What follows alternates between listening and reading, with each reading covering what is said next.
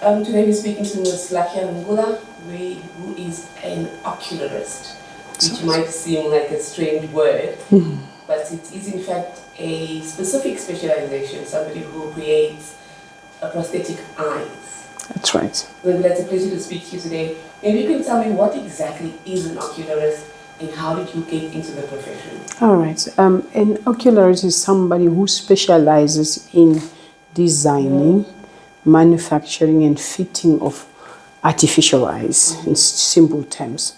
So, in a simple term. So, basically, you go through a training of about 10,000 hours, that's equivalent to 5 years, but it's not a full-time school. You get attached to somebody who does it. But of course, you have to have a background of, ophthalmology, a course in ophthalmology somehow. You need to have a background or a knowledge in eyes. Understand? You need to know what an eye is. Yeah. Yes. So you said you studied for about 10 years.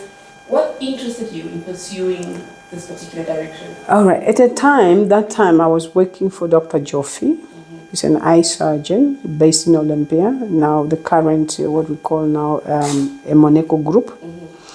So I was an ophthalmic assistant back then. So and then we used to have this guy coming around called Gary Hitley. He's an ocularist. Then he will be there making eyes, and I had this interest always looking at what he's doing, and I fell in love with his work. That's where the passion started. Yes. Okay. I think that's enough. Thank you. One more? One more question? Yeah. So tell me, what is your secret? How do you balance family life and business? This is just the same as any career woman. So I don't regard it so much as it's, special, different from any other woman who is into business and family or career. It's basically the same. And it's just just a normal lifestyle like anybody else. Yeah. Now the difference is just that part of our patients become part of the family. Because these are people that are broken, that are traumatized, that are rejected. You understand? That people feel they're incompetent. At times they will call you, crying. They have lost hope. Where you have to, to get in and give hope, to the helpless. And what do you say to somebody who says that this is a cosmetic procedure, that is not something necessary for people to have? Yes, I thank you for that question. In fact, I have to make something clear.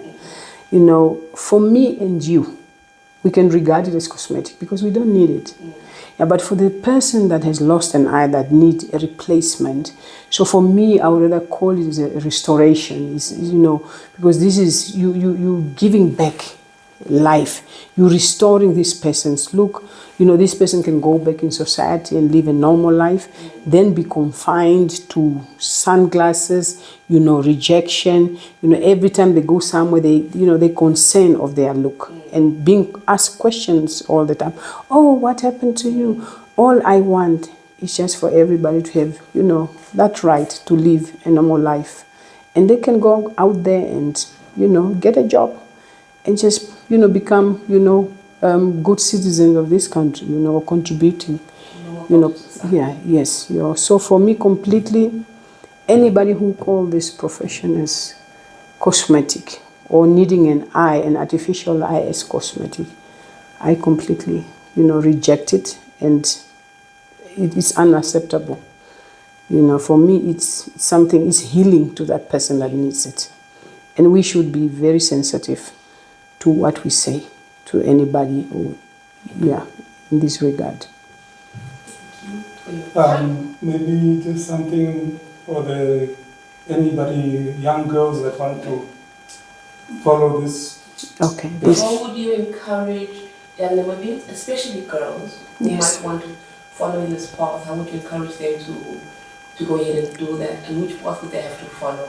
All right. As I said, this career is quite a bit tricky because you have to be attached to somebody who does. There's no formal school on that. So it's for them to reach out to whoever does it. Understand? This stage, you're the only person in Namibia who is not. Yes, I'm the only person in Namibia that does this. So, but we used to have some, people coming in from outside to do it.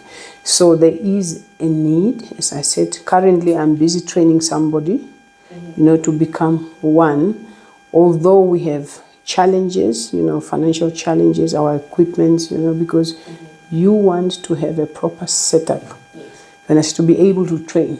Because you don't want now the equipment you have, you're putting too much pressure on it. At the end tomorrow, it packed up and then you can't even see patients. So, yeah, so we want, I encourage everybody, not everybody, but those that are interested to do so, yeah, to go ahead and, or to make inquiries, to reach out to me and find out how can they go into that. And there are also other fields, you know, that also they can get into. For example, somebody who specializes in making all what we call the maxillofacials. They can either make ears, you understand. So it's an artwork.